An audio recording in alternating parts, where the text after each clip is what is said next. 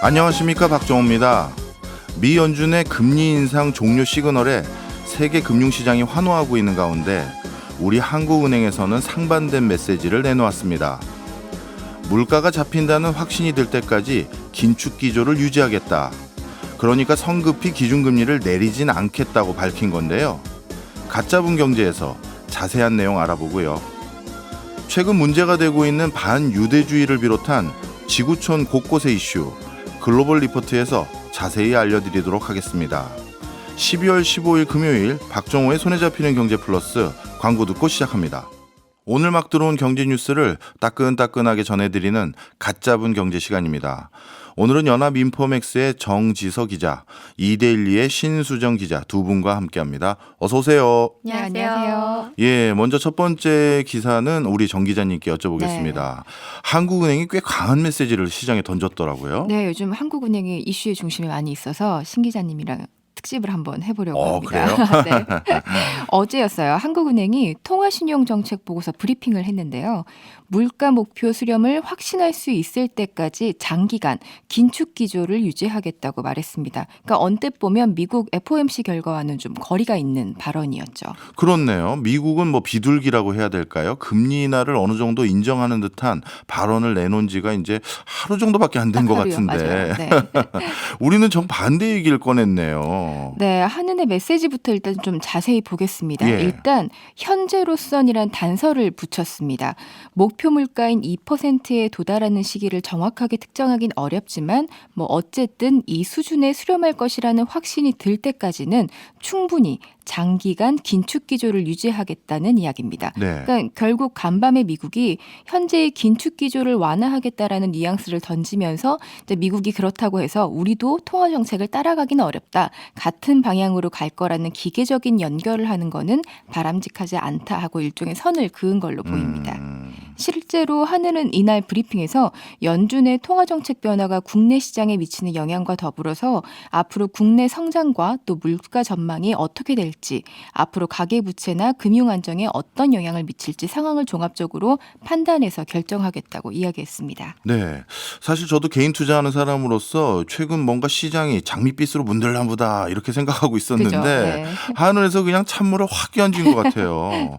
그러면 이제 제일 중요한 게 앞으로의 국내 물가 수준일 것 같은데 요즘 국내 물가 상황은 어떻습니까? 네, 때마침 오늘 기획재정부가 아침에 발표를 했어요. 예. 경제 동향 발표를 했는데 일단은 두 달째 반도체를 비롯한 제조업의 생산과 수출 중심으로 경기 회복 조짐이 나타나고 있긴 합니다. 그러니까 공식적으로 경제 진단에서 정부가 경기 회복을 언급한 거라서 눈길을 좀 끌었죠.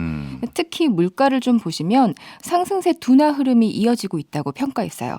지난달 소비자 물가가 지난해 같은 달보다 3.3% 올랐거든요. 예. 근데 이게 3.8% 올랐던 지난 10월과 비교하면 확실히 상승폭이 눈에 띄게 줄었습니다. 뭐 전반적으로 한은이 목표로 하는 2% 수준까지 가려면 아직 시간이 더 필요하긴 하겠지만 어쨌든 둔화세는 좀 눈에 띄게 나타나고 있는 거죠. 그렇군요. 한은이라는 중앙은행 입장에서는 당연히 최대한 보수적으로 시장을 바라봐야 될 것 같으니까 앞서 말씀 주신 그런 언급을 한 것 같은데 이곳이 또 우리나라 통화 정책을 결정하는 곳이니까 저도 어느 정도 이해는 네, 됩니다. 맞아요. 네. 그러니까 사실 한은이 목표로 하는 건 코로나 이전 수준으로 돌아가는 거거든요. 네. 근데 이제 시장에 지금 유동성이 풀린 계기가 바로 코로나였잖아요. 예. 그러니까 비정상의 정상화가 되기 위해선 이벤트 발생 이전 수준으로 평안을 되찾아야 한다. 이걸 이야기하는 것 같습니다. 사실 한은은 그동안 주요국의 고금리 기조가 장기간 유지될 걸로 내다보고 있었거든요. 예. 근데 전날 연준이 이제 금리 인하를 시사하면서 이날 브리핑에서도 한은에게 기존 전망을 수정할 건지 물었어요. 근데 한은은 단호하게 얘기했습니다. 연준이 낮춘 점도표상의 내년 금리도 여전히 4% 중후반대이기 때문에 어느 수준을 고금리로 봐야 하는지는 각자의 판단이 있을 수 있다. 현재 미국의 고용 상황과 또 기대 인플레이션 같은 상황을 종합해서 단기간 내 코로나 이전 환경으로 돌아가기는 좀 어렵지 않겠냐 이렇게 내다 내다보더라고요. 그렇군요. 사실 이번에 한은의 여러 언급들이 다른 사람들 앞에서 많이 이제 뭐랄까요? 인구에 회자되게 된 회자됐죠. 가장 네. 큰 이유는 얼마 전도 아니죠. 이것도 이번 주네요. 이번 생각해 주예요. 보니까 FOMC 결과로 시장이 정말 뜨겁게 반응했잖아요. 네, 이게 너무 깜짝 소식이었죠. 예. 예. 그러니까 이런 건 사실 시장의 반응을 보면 명확하게 나타나거든요. 어제 미국 증시 포함해서 글로벌 증시 모두가 올랐습니다. 네. 뭐 다우 같은 경우에는 사상 처음으로 37,000선을 돌파했고요. S&P 500 지수는 지난해 1월 이후 처음으로 4,700을 넘었습니다. 나스닥 지수도 지난해 1월 이후 최고치 경신했고요. 예. 코스피도 오늘 보니까 장중에 석 달 만에 2,570선을 왔다 갔다 하더라고요. 예. 근데 과거를 보면 이제 지금 미국 연준이 지난 9월, 11월 이어서 지금 세 번째 연속으로 금리를 동결했잖아요. 예. 그러니까 1년에 이런 걸 보아하니 1년에 금리 인하를 예고한 거나 마찬가지다 보고 있는 건데 사실 치솟는 물가를 잡겠다고 지난해 3월부터 11번 금리를 올렸었거든요. 예. 이런 거랑 비교하면 추이가 완전히 달라진 것 같긴 합니다. 그래서 시장에서 이제 연준이 더 이상 공격적인 금리 인상 사이클을 이어가지 않겠구나. 금리 인상 사이클을 끝났다라고 판단하는 거죠. 그런데 이 기조가 너무 바뀌다 보니까 일각에서는 부정적으로 보는 목소리도 있습니다. 그래요. 예, 실제로 어제 월스트리트저널에서 제롬 파월 연중 의장이 물가에 대한 평가를 한 걸 두고서 너무 이른 승리를 선언하는 건 부끄러운 일이다 하고 조언을 했어요. 또 생각보다 금리 인하가 지연될 수 있다고 지적하기도 했습니다. 뭐 우리나라가 예전에 들었던 샴페인을 너무 빨리 터뜨렸다 네. 이런 것과 같은 맥락이겠죠. 또 간밤에는 이 음모론이 나오기도 했습니다. 음모론이요? 네, 사실 내년에 그 40억 명, 그러니까 전 세계 인구의 절반이 선거를 한다고 하잖아요. 예. 미국이 사실은 그 중심에 있어요. 내년 11월에 대선을 앞두고 이제는 가까운 기간에 기준금리를 인하하는 거는 사실 정치적으로 좀 부담이 될 수 있잖아요. 예. 그래서 내년 3월이나 5월쯤부터 실질적으로 금리 조정 작업을 시작하는 게 아니냐 이런 포석을 깐 거다. 그리고 또는 트럼프의 재선을 막기 위해서 조기의 경기를 끌어올리기 위한 포석 아니냐 하는 뭐 각종 썰들이 온라인에 난무했습니다. 네. 그런데 뭐 어쨌든 이런 반응조차도 그만큼 연준의 선제적인 금리 인하 검토가 놀라웠다는 얘기인 것 같아요. 네, 그렇군요. 글로벌 시장에서 이 정도로 뜨겁게 반응하고 있었는데 한은에서 선을 확 그어버리니까 그죠. 그래서 어제 발표가 더 눈길을 끌었군요. 네, 한은은 사실 미국 FOMC 발표 직후에도 시장의 금리 인하 기대가 과도하다. 오히려 시장의 변동성을 키울 수 있는 변수가 될 수 있으니까 조심해야 한다는 메시지를 지속적으로 내놨습니다. 특히 미국의 채권금리 같은 경우에는 사실 성향적으로 국내 채권 시장에 미치는 영향이 워낙 크잖아요.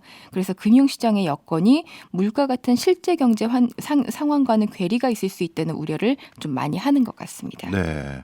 아무래도 글로벌 기축통화국에서 기조를 바꿀 것 같으니까 네네. 한은도 고민이 많을 것 같긴 한데 근데 기자님 제가 느끼기엔 이런 고민과 비례되는 건지 모르겠습니다만 최근 한은이 목소리를 내는 톤이라는 게 훨씬 높아진 것 같아요. 저도 요즘에 이런 톤의 말씀을 하시는 분들이 좀 많은 네. 것 같아요. 그러니까 실제로 한은이 산하에 두고 있는 경제연구원을 필두로 해서 우리 경제 현안에 대한 날카로운 진단을 하는 일이 예전보다 부쩍 많아졌습니다. 예. 그 얼마 전에 우리나라의 극단적인 인구 구조를 분석한 보고서를 냈었거든요. 예. 그 보고서를 보면 저출산 문제를 적나라하게 다루면서 좀 화제가 됐었어요. 보고서에서 한은이 뭐라 그랬냐면 20년 이상 꾸준히 초저출산을 기록한 나라는 세계에서 우리나라뿐이다. 예. 이 내용을 지적하면서 이렇게 방치할 경우에는 오는 2050년대 우리 경제 성장률이 0% 이하로 떨어진다고 경고했습니다. 뭐 또 이거 말고도 정부의 쓴소리도 하기 시작했는데요. 앞선 저출산 보고서에서 수도권으로의 집중 완화가 가장 중요한 출산율을 올리는 해법이다라고 언급을 했었는데 사실 이 내용은 이 내년에 총선 앞두고 여당에서 메가 서울 같은 수도권 경쟁력 강화를 주요 정책으로 하고 있다는 점에서 보면 좀 부담이 될 수 있는 내용이거든요. 네. 또 뭐 정부가 추진하고 있는 신생아 특례대출 같은 경우도 부동산 과열을 부추길 수 있다고 지적하기도 해서 사실 이걸 보고 사람들이 한은이 이렇게 세게 이야기를 예. 한 적이 있었나라는 이야기들 많이 하시더라고요. 맞습니다. 얼마 전에도 제 기억으로는 가계부채 문제에 대해서도 맞아요. 지적을 크게 했더라고요. 네, 가계부채도 있었어요. 지난 7월에 가계부채 분석 보고서를 냈었는데 정부의 미시적인 대출 규제가 너무 많은 예외 조치를 두면서 실질적으로 역할을 하고 있지 못하고 꼬집었습니다.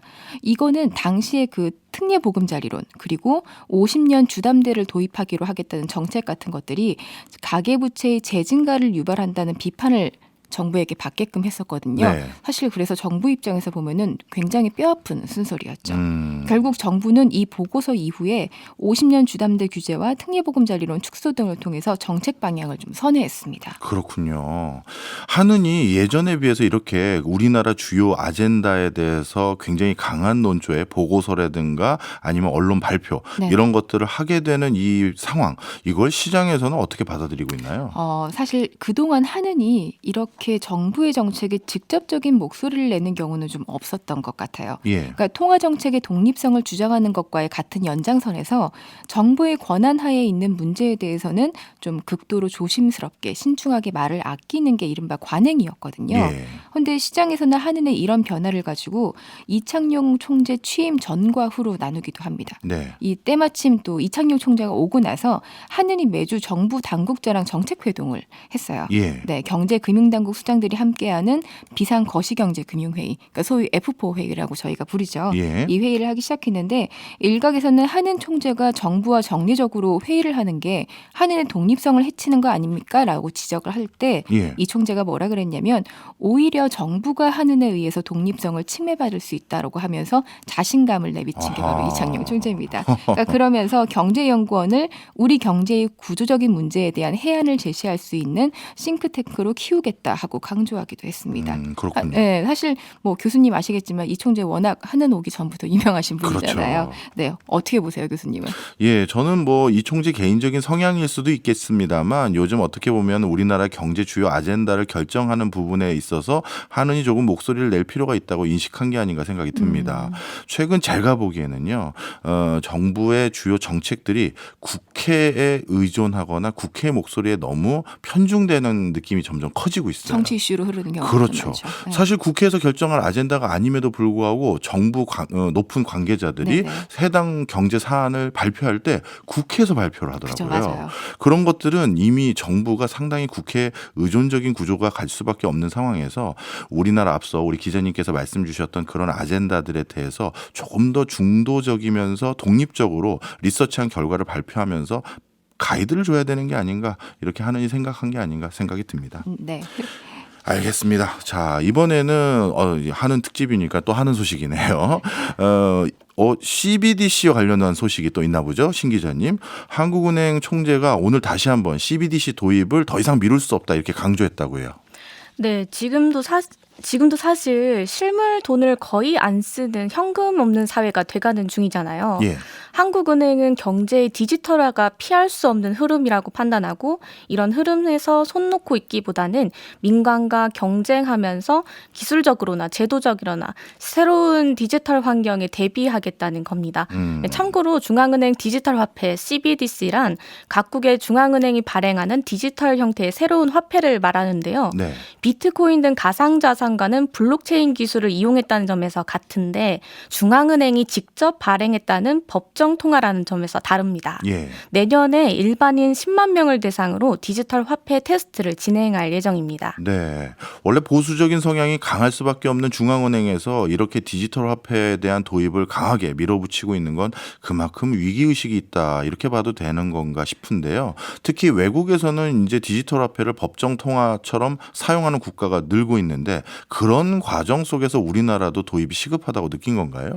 네, 특히 민간에서는 스테이블 코인이라는 것이 발행되면서 중앙은행의 지위가 흔들릴 수 있다는 생각을 하는 것 같아요. 스테이블 코인이란 1코인에 1달러 이렇게 기존 화폐의 고정 가치로 발행되는 암호화폐를 말합니다. 네. 대표적으로 1달러가 1테더로 맞춰진 테더 코인이 있습니다. 지난 7월에는 페이팔이 미국의 핀테크 업체 중에선 처음으로 자체 스테이블 코인은 페이팔 USD를 출시해 상용화를 앞두고 있습니다. 비트코인이 나왔을 때는 크게 반응이 없었는데 네. 왜 스테이블 코인을 두려워하고 있냐 이렇게 의문이 드실 수 있는데요. 비트코인은 높은 가치 변동성으로 화폐로서는 확신을 주지 못한 반면 예. 스테이블 코인은 변동성이 적어서 중앙은행이 통제하는 법정 화폐를 밀어낼 수 있다고 보는 겁니다. 예. 글로벌 중앙은행들은 스테이블 코인이 디지털 지급 수단으로 자리 잡으면 은행의 자금 중개 기능이 약화되고 중앙은행의 통화 정책 파급력이 위축될 수 있다고 우려하는데요. 금리 조정 또한 정책 영향력을 민간 기업이 가질 수 있게 되는 위험성도 있겠죠.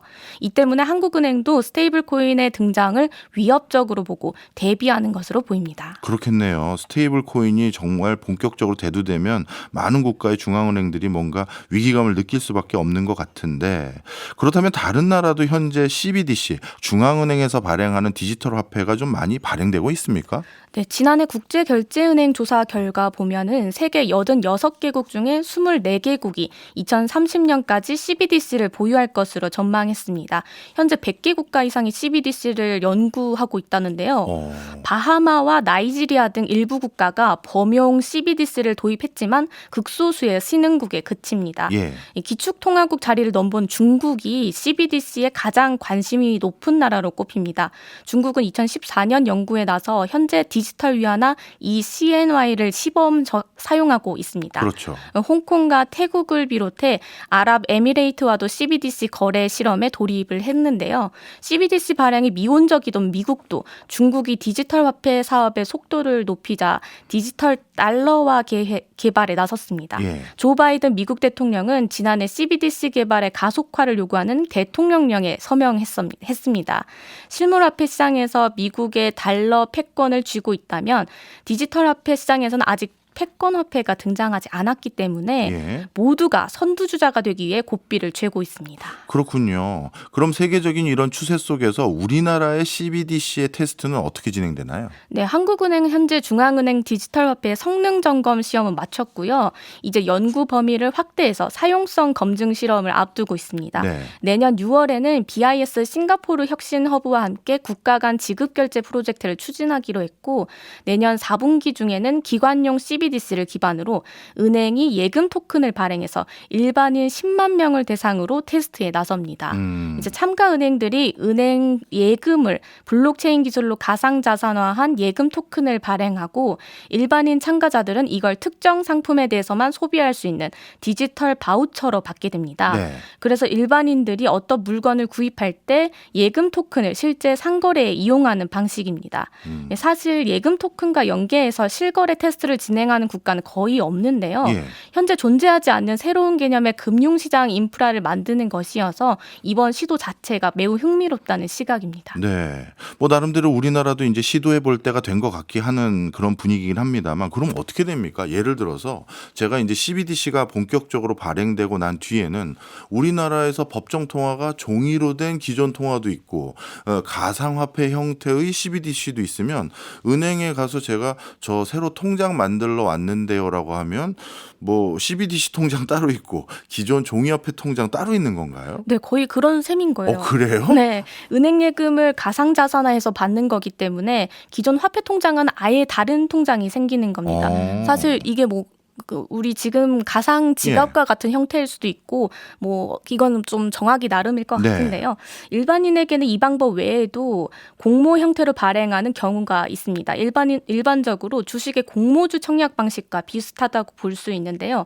신청 금액에 해당하는 수량만큼 예금 암호화폐를 받는 겁니다. 네. 이 예금 암호화폐도 처분 제한 조치가 돼 있어서 아무데나 결제하지 못합니다. 이 경우도 일반 통장으로 예금 토큰이 들어오는 건 아니어서 이원화되는 건 마찬가지입니다. 그렇군요. 그러면 그러니까요. 그러면 정 기자님이나 제가 CBDC 상용화돼서 통장을 만들러 개설하러 갔을 때 어느 통장을 개설해야 이자 더 많이 줍니까? 그건 아마 똑같을 것 같은데요. 네. 우리가 지금 CBDC는 중앙은행이 발행하는 디지털 화폐인 만큼 현금과 동일한 교환 비율이 적용돼서 사용될 것으로 전망됩니다. 네. 나중에 점차적으로 현금 사용이 줄어든다면 모르겠지만, 당장 화폐 개혁과 같이 가지고 있는 현금을 다 CBDC로 옮겨야 하는 일은 없을 것 같고요. 또 현금 사용이 감소하고 현금 관련 인프라가 축소되는 상황에서 CBDC를 서비스를 상용화시킨다면 스마트폰으로 계좌 개설이 어려운 노인분들에게도 디지털 결제 시스템의 접근성을 높일 수 있게 될 것으로 전망됩니다. 네, 아직까지는 시범적인 상황이라서 어떻게 될지 잘 모르겠습니다만 이 CBDC가 그럼 시중 은행 가서 우리가 개설할 수 있는 건지 아니면 한국은행이 지정하는 특정 은행들에서만 개설할 수 있는 건지 이런 것도 궁금하고 앞으로 좀 이것도 후속 그 보도를 좀 해주셨으면 좋겠습니다. 그러면 CBDC가 자리 잡게 되면 다른 가상화폐들은 또 어떻게 되는 거예요? 그렇죠. 과거 중앙은행들이 17세기에서 18세기에 설립된 이후에 다양한 형태의 방식으로 공공재인 화폐를 공급하고 이를 기반으로 발행된 민간화폐를 규제해 왔었습니다. 그렇죠. 이런 역사적 관점을 적용해 보면 디지털 전환에 따라 선불 지급 수단과 스테이블 코인 등 다양한 민간화폐가 등장하고 있지만 궁극적으로는 CBDC를 기반으로 하는 이중 통화 제도로 통합될 것으로 보입니다. 결국 가상화폐들이 지금과 같이 거래되고 사용될 수는 있지만 그들이 중심이 되기는 어려울 것으로 보입니다. 그렇군요. 어찌 보면 결제 수단의 하나의 더 방편이 더 생긴다 이렇게 우리가 이해해도 될 것 같습니다. 이 CBDC 처음 생겼을 때 제일 먼저 계좌 튼 사람 뭐 국가에 남고 그럴 것 같으니까 저도 달려가 보든지 해야겠는데요. 알겠습니다. 오늘 한국은행 특집 변화되는 중앙은행 제대로 알아봤습니다. 지금까지 신수정, 정지서 기자였습니다. 고맙습니다. 감사합니다. 저희는 광고 듣고 2부로 돌아오겠습니다. 최신 지구촌 소식 만나보는 글로벌 리포트 시간입니다. 오늘도 해담경제연구소 어예진 소장 나왔습니다. 어서 오세요. 안녕하세요. 예, 여전히 전 세계적으로 아직까지 큰 이슈는 이스라엘 하마스 전쟁인 것 같아요. 네. 그런데 요즘은 약간 새로운 이슈가 하나 더 불거지고 있다고 들었는데 네. 반유대주의? 네. 이게 정확히 뭡니까? 반유대주의는 그냥 말 그대로 유대인들을 향한 뭐 혐오, 차별을 가리키는 말입니다. 예. 이스라엘 그리고 이스라엘 사람을 특정해서 그들에 대한 증오심의 표현도 포함이 되는데요.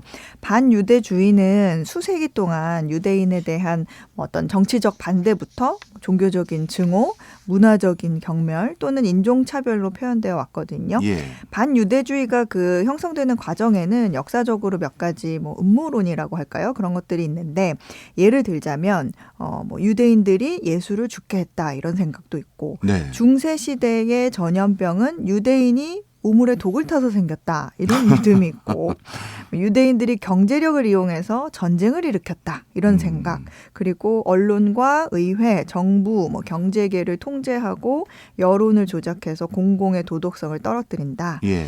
미국을 중동 전쟁에 끌어들이고 이스라엘의 이익을 증진시키는 영향력을 발휘했다 이런 생각들을 가지고 있습니다. 그렇군요. 반유대주의가 상당히 내용도 많고 역사도 오래됐네요. 네. 근데 반대로 이제 우리가 반대편에서 의견도 한번 들어봐야 되는데 유대인들은 이런 사고에 대해서 이스라엘이라는 나라가 세워지기 전까지 이 나라 저 나라를 떠돌면서 우리가 외부인으로 살았기 때문에 그냥 우리가 좀 만만한 희생양이 되곤 했었다. 그런 얘기도 하고 유대인들이 사실 부유한 사람들이 많은 경향이 있어서 이거는 시기가 뒤따른 거다. 네. 그런 식으로 생각하는 사람도 있는데 여기서 잠깐 그 배경이 좀 흥미로워서 말씀을 잠깐 드릴게요. 예. 그 200여 년 전까지만 해도 은행원 같이 이렇게 돈을 다루는 일은 더럽다, 불순하다 이렇게 여겼거든요. 예. 그래서 주로 유대인들이 했어요. 왜냐하면 성경에서는 고리대금업자를 악인으로 묘사하고 있고 이슬람 코란에서도 이자를 받는 행위를 금지하고 있잖아요. 네.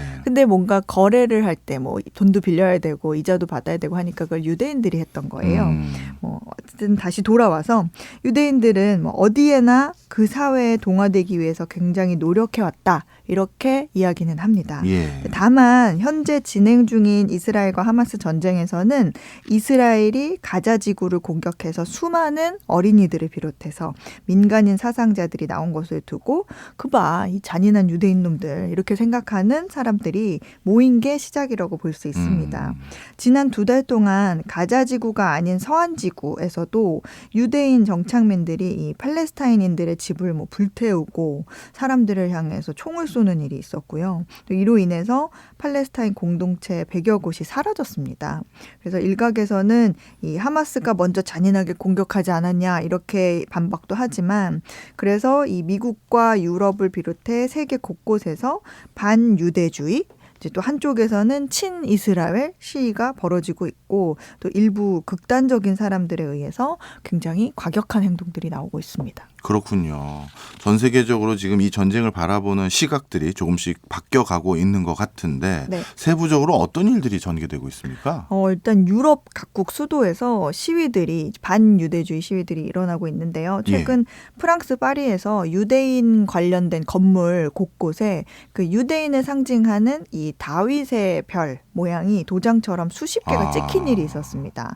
그 다윗의 별 하면 삼각형 두 개를 거꾸로 반대로 포갠 네. 그 파랑색 별 모양인데 이스라엘 국기에도 이 가운데 그려져 있는 있죠. 별이죠. 그겁니다. 근데 이 표시는 유대인을 상징하기도 하지만 상당히 굉장히 아픈 사건을 떠올리기도 하거든요. 과거 2차 세계대전 당시에 그 나치가 대량 학살을 하던 그때 유대인들에게 노란색의 다윗의 별을 이제 완장에 채워서 사게 하라. 팔에 이렇게 채워라. 예. 이런 지시를 해요.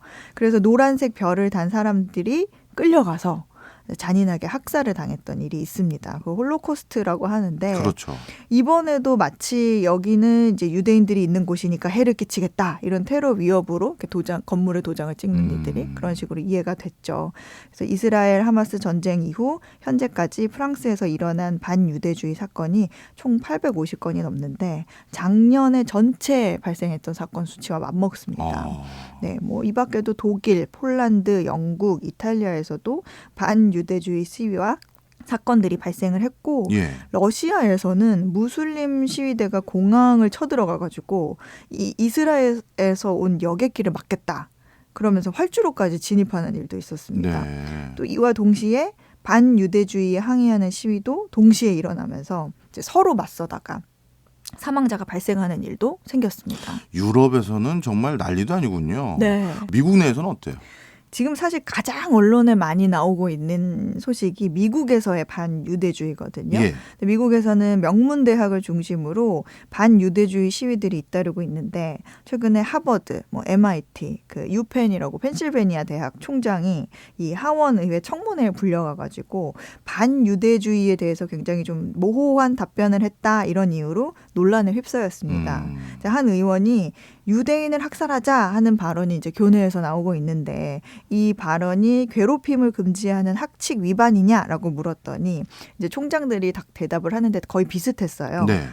맥락을 보고 판단해야 된다.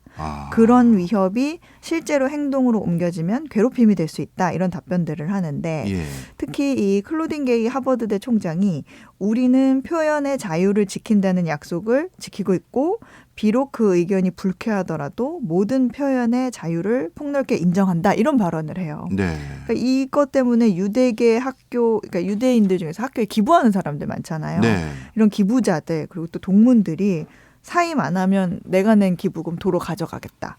이렇게 협박을 하면서 펜실베니아 총장은 결국 사임을 하고 하버드대 총장도 좀 위기에 놓였다가 간신히 이제 동문들 교수진들의 지지로 자리를 지키는 그런 일이 있었습니다. 이 반유대주의라는 사건들이 어떻게 보면 미국 내에서는 이제 정치적 사회적 사안으로 번지고 있네요. 맞아요. 그 미국 내에서는요. 이 사건을 두고 단순 반유대주의를 넘어서 자유로운 토론의 장이라고 내세우는 어떤 미국 대학의 자율성이 좀 정치의 침해를 받고 있다. 이렇게 얘기를 하면서 정치적인 이슈로 좀 넘어가는 모습입니다.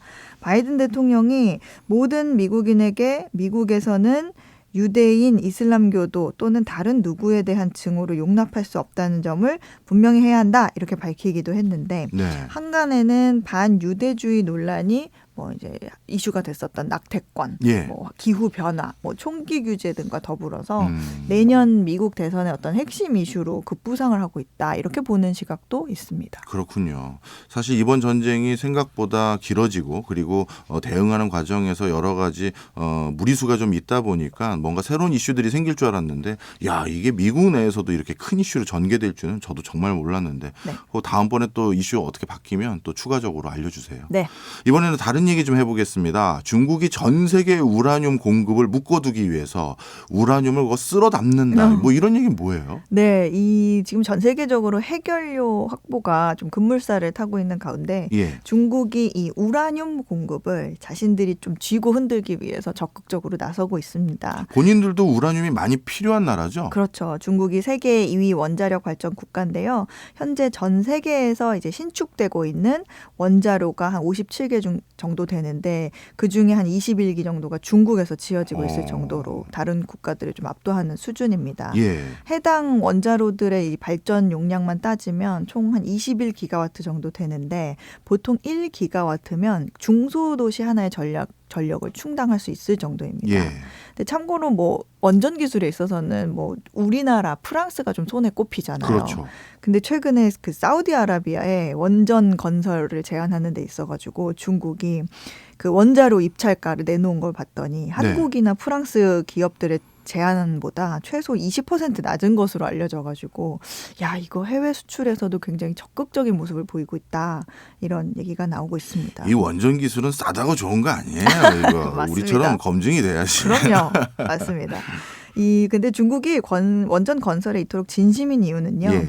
경제 발전으로 인한 전력 수요가 늘었기 때문입니다. 음. 중국은 여전히 이 발전소 중에 약 3분의 2 정도가 화력 발전소이기 때문에 심각한 대기 오염을 좀 줄여야 되고 또 예. 국제 탄소 감축 기조에 좀 맞추기 위해서 석탄보다 깨끗한 전력 생산이 중요한 아주 절실한 상황이죠. 네. 근데 문제는 그 원자력 원료 수급인데 중국은 이 자급자족을 목표로 하고 이 우라늄 수요의 3분의 1은 국내에서 예. 조달을 하고 3분의 1은 또 해외 광산 투자를 해서 조달을 하고 나머지 3분의 1은 시장에서 사들여서 충당한다 이런 전략을 세웠습니다. 예. 그래서 중국 국영 우라늄 공사 등이 뭐 니제르, 나미비아, 카자흐스탄의 우라늄 광산들을 인수하고 카자흐스탄과 인접한 그 신장 지역에 우라늄 거래 허브를 목표로 해서 저장고를 건설하고 있습니다. 이렇게 중국이 전 세계 주요 우라늄 생산지에 광산 개발권을 다 가져가게 되면 우라늄 가격 오를 수밖에 없을 것 같은데요. 그렇죠. 이 중국이 필요한 광물들은 사실 어떤 거든 묶어두려고 하는 경향이 좀 있는데요. 예. 이런 상황에서 우라늄 가격이 올해 들어서만 70%가량 올랐습니다. 와. 우라늄은 이제 0.45kg, 그게 한 1파운드 정도 되는데 예. 1파운드당 81달러에 거래되고 있거든요. 예. 근데 이게 2007년 이후 최고 가격입니다. 그 런던의 우라늄 투자 회사인 옐로우게이트라는 곳이 있는데 여기 전망에 따르면 내년 우라늄 가격은 파운드당 100달러를 넘길 가능성이 크다. 이렇게 얘기를 했어요. 근데 이 회사는 이런 이유로 회사 주가가 지금 올해만 54% 정도 상승하기도 했습니다. 그렇군요. 네. 근데 문제는 사실 우라늄 수급 자체인데 네. 그 세계 우라늄 매장의 절반을 차지하고 있는 곳이 바로 러시아입니다. 아니 하필 왜 또 러시아에 있어요? 여기는 무슨 천연가스도 모자라서 우라늄까지 많아요. 제가 늘상 이 자원 얘기할 때마다 드리는 얘기지만 왜 신께서 몰아줬나 반죽을 제대로 좀 양념이 골고루 묻게 해야지. 네. 아 참. 그래서 이 서방 에너지 기업들이 지금 러시아의 공급을 좀 의존하고 있는 상황에서 네. 러시아가 만약에 이 서방 국가들의 제재에 맞서가지고 우라늄 공급 중단 카드를 꺼낼 가능성이 있다. 이런 우려가 나옵니다. 만약에 러시아가 우리 제재 계속 할 거야? 그럼 나 우라늄 안 팔아. 이렇게 해버리면 예. 이 러시아로부터 조금 그래도 독립된 공급망을 구축해야겠다 이렇게 하고 있는데 이게 한 5년 정도가 걸리거든요. 그런데 그 사이에 이제 안 팔아 해버리면 서방 전력 회사들이 굉장히 차질이 생기겠죠. 안 그래도 최근 세계 각국에서 신규 원자로 건설 또 기존 원자력 발전소의 수명을 좀 연장하려는 움직임들이 나타나고 있는데요.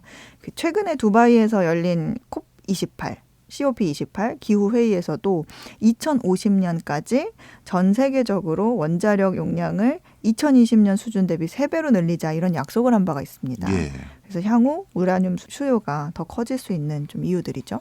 그렇군요. 우리가 늘상 또 리튬이니 뭐니 이런 것들의 자원 확보만 걱정했는데 우라늄까지 이제 걱정해야 될 상황까지 전개되는 것 같습니다. 네. 이번에는 또 다른 중국 얘기 하나 해보죠. 좀 전에 나눈 얘기랑은 전혀 다른 얘기인데 네. 중국의 건강보험 가입자가 크게 줄었다. 아니 인구 숫자가 좀 줄어든 건지 이유가 뭐예요? 이게요, 지난해 중국 국가건강보험 시스템에서 수천만 명의 가입자가 줄어드는 일이 있었습니다. 그 공적 의료보험 가입자 1,900만 명이 예. 보험료를 낼 돈이 없어서 탈퇴를 한 거예요. 아. 이는 통계 집계 이래 최대 감소폭인데요. 예. 문제는 올해는 이보다 더 줄어들 전망이라는 거예요. 이런 모습이 나타난 거는 중국의 경기 침체가 가장 주요한 원인입니다. 가계소득은 줄어드는데 건강보험료는 계속 오르기 때문이죠. 예. 20년 전만 해도 우리 돈으로 약 한 1,800원 정도 내면 보험료가 됐는데 최근에는 우리 돈으로 한 7만 원까지 올랐어요. 네. 근데 이제 지난해 상승률만 봐도 4년 전 대비해서 2배 이상 뛰었거든요.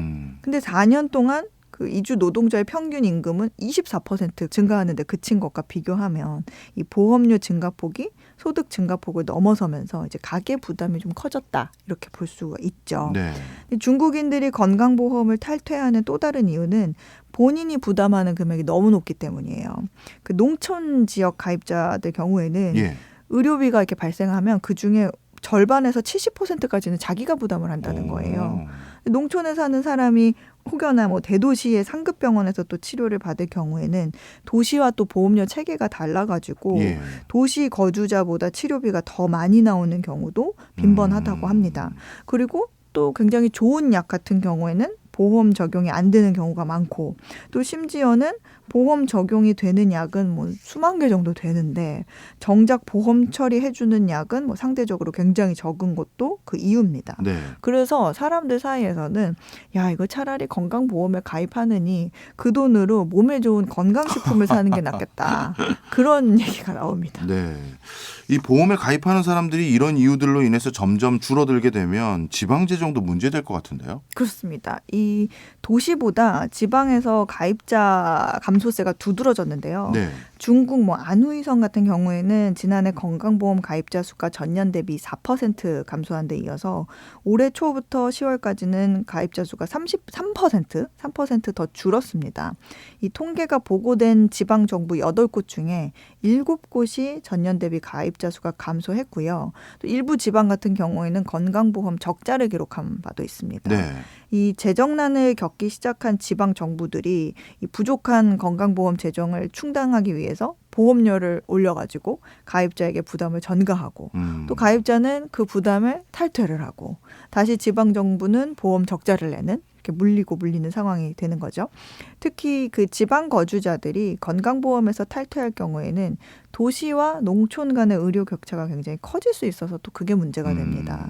농촌의 고령화가 가속화되는 상황에서 건강보험이 없는 사람들이 많아지면 추후 의료비 부담에 좀 휘청이는 가게들이 더 많아질 수 있다는 거예요. 네. 그리고 결국 공적 의료보험 체계가 흔들릴 수 있다 이런 우려까지 나오는데 또 더 큰 문제는 사람들이 보험료 낼 돈을 이렇게 좀 모아뒀다가 차라리 나중에 아플 때 쓰자고 저축을 할 수가 있잖아요. 네. 그렇게 되면 소비가 줄어드는 또 반사 효과를 생각해 볼 수도 있습니다. 그렇군요. 네, 중국 정부가 지금 그렇게 애를 쓰고 있는 게 내수 소비 진작인데 그거에 반하는 모습이죠. 네. 근데 이런 생각도 갑자기 드는데요. 왜 우리 사회에서도 한번 이슈가 됐던 게 국내에 직장을 가지고 있는 외국인들 또는 국내에 체류하고 있는 장기 체류하고 있는 외국인들에게 우리나라 정부에서 의료보험 관련한 혜택들을 좀 주고 있는 걸로 알고 있거든요. 맞습니다. 그러면 이제 만약에 일부 중국인들 같은 경우 만약에 기회가 될 수만 있다면 차라리 내가 한국 가서 건강보험 혜택 받는 게 나을 것 같은데 이런 사람들 늘어날 것 같은데요. 이미 그런 사람이 굉장히 많아가지고 우리나라에서 기사에도 많이 나오고 문제가 됐었죠. 예. 이게 또 한간에는 중국 SNS 상에서 한국의 건강보험 제도를 이용해서 한번 본전을 뽑아보자 이런 동영상이 올라와가지고 굉장히 논란이 되기도 했거든요. 그랬군요. 그 우리나라 건강보험 제도가 외국인 직장 가입자의 뭐 친인척이 피부양자로 이름을 올리게 되면 보험 혜택을 받을 수가 있어요. 그래서 이럴 경우에는 친인척에 올려놓고 필요할 때만 한국에 입국을 해서 수술을 받고 다시 출국을 해버리는 경우가 빈번하게 일어나고 있습니다. 보통 외국인 건강보험은 한국에 살면서 받는 의료 혜택보다 내는 보험료가 더 많아가지고 사실은 외국인 건강보험은 재정수지 흑자를 유발합니다. 아, 그래요? 네, 그런데 이런 이유로 유일하게 중국인에 대해서만 적자가 나오고 있어요. 그러니까 외국인 건강보험 제도 전체는 흑자인데 네. 중국인들만 대상으로 통계를 짓게 보면 적자다 이거군요. 맞습니다. 그래서 얼마 전에 이것 때문에 법을 바꿨어요. 예. 그래서 외국인 피부양자 등록 조건을 국내 입국 후에 6개월 이상이라는 조항을 추가한 거예요. 그러니까 내년 3월부터 적용이 될 전망입니다. 그러니까 네. 아무래도 조금 쉽게 이렇게 의료 행위만 받고 돌아가는 일이 없도록 그렇게 기준을 높인 거죠. 알겠습니다. 그리고 이제 올해가 슬슬 마무리되다 보니까 내년도에 대한 어떤 핵심 키워드 이런 것들이 저도 궁금했었는데 네. 마지막 소식이 그거와 관련됐네요. 네. 영국 경제 주간지 이코노미스트가 올해 세계 경제에 영향을 끼친 단어들을 돌아봤는데 그 단어가 뭔가요? 이게 여러 가지가 있어요. 왜냐하면 이코노미스트가 각 지역에 파견돼 있는 특파원들 있잖아요. 동료들에게 그 나라에서 그 지역에서 올해의 단어는 뭐인 것 같아? 이렇게 물어봤던 거예요. 근데 먼저 이 아프리카 대륙에 이제 파견 나가 있는 특파원이 뭐 이렇게 얘기를 한 거죠. 올해의 단어는 아무래도 쿠데타 같아. 쿠데타? 네, 이렇게 얘기를 했는데 올해 아프리카에서 군사 쿠데타가 잇따라 일어났기 때문이거든요. 예. 가장 최근에는 아프리카 가봉에서 군부 쿠데타가 있었고 그 이전에는 좀 크게 문제가 됐었던 니제르에서도 발생을 했습니다. 근데 이제 2020년 이후로 따지면 3년간 쿠데타가 8번이나 일어난 거예요. 그래서 뭐 기사들을 보면 이제 아프리카의 쿠데타 벨트가 완성이 됐다. 뭐 이런 말도 나올 정도입니다. 근데 그 이후에도 최근에도 뭐 일부 국가에서 쿠데타가 시도되는 등 이제 시도가 되다가 이제 실패를 하는 거죠. 갈등들에 대한 우려가 좀 고조가 되고 있기 때문에 향후에도 좀 이런 영향을 줄 수 있는 단어다. 그런 의미에서 쿠데타가 아닐까 하는 얘기가 있었고요. 예. 또 뭐 중국 같은 경우에는 란웨일루라는 말이 강조가 됐는데 이게 뭐예요? 만다린어로 뭐 썩은 꼬리 같은 건물 이런 뜻인데 이 바로 부동산 부문에 붕괴를 두고 하는 말이었습니다. 그러니까 공사가 멈춰서 뭐 입주가 안 되는 뭐 완성되지 않은 아파트를 분양받은 사람들의 어떤 분노가 담긴 그런 표현이죠. 그리고 서방 국가들 사이에서는 그 디리스킹이라고 하는데 위험 제거 이런 말이 많이 나왔는데요. 이 자국 경제와 중국 경제를 좀 분리해야 한다. 중국 의존도를 조금 줄여야 한다. 그런 의미에서 나온 말이고요. 그렇군요. 네, 이코노미스트는 이제 그래도 전 세계적으로 화제가 된 올해의 단어는 이거는 이길 수 없을 것 같다 하면서 꼽은 게 바로 인공지능, AI, 또 생성형 AI를 꼽았는데요. 근데 구글에서 그 챗 GPT에 대한 검색 같은 경우에는 생성형 AI나 뭐 대형 언어 모델이라고 하죠. LLM보다 90배 이상 많았다고 합니다. 그렇군요. 네. 자, 그러면 올해의 단어 매번 꼽는 또 다른 곳이 이제 그 옥스퍼드 사전이잖아요. 맞습니다. 옥스퍼드 사전에서는 올해의 단어는 어떤 걸로 선정했나요? 바로 리즈가 선정이 됐어요. 리즈요? RIZZ 이렇게 되는데 미국의 그 10대, 20대 사이에서 올해 유독 인기를 끌었던 단어라고 해요. 그러니까 이게 이성을 끌어당기는 매력? 뭐 이런 뜻이라고 합니다. 우리 흔히 말해서 리즈 시절만 할 때 그 리즈군요. 뭐 그런 의미랑 같은지는 모르겠는데 여기서는 이제 단순히 좀 잘생기고 예쁘다는 뜻보다는 좀 숨겨진 매력이라는 뜻이 많아요. 그러니까 예를 들어서 뭐 She's got so much riz 하면 그 여자 엄청난 매력을 갖고 있네? 그런 거죠. 이 말이 갑자기 어디서 튀어나왔나 하고 찾아봤더니 그 카리스마, 그 영어 발음은 커리즈머라고 하잖아요. 그 발음의 중간말. 리즈를 꺼낸 해석이라는 게 좀 많습니다. 그래서 리즈와 함께 경합했던 단어들이 뭐가 있나 봤더니 테일러 스위프트의 팬클럽을 의미하는 스위프티, 그다음에 친구도 연인도 아닌 이성관계를 의미하는 시츄에이션십, 네, 그리고 인공지능 프로그램, 알고리즘 등에 입력되는 명령어 프롬프트가 있었습니다. 네, 저는 이 올해의 단어 중에 잘 모르는 단어도 있을 정도로 시대적 흐름에 부합하지 못하는 인물로 확인됐습니다. 알겠습니다. 내년에도 경제는 만만치 않을 것 같은 걱정도 드네요. 지금까지 어혜진 소장이었습니다. 고맙습니다. 감사합니다.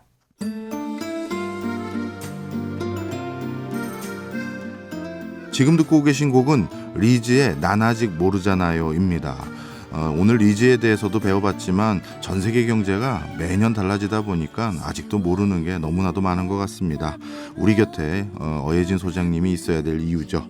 박정호의 손에 잡히는 경제 플러스는 내일 토요일 저녁 8시 5분에 다시 찾아오겠습니다. 고맙습니다.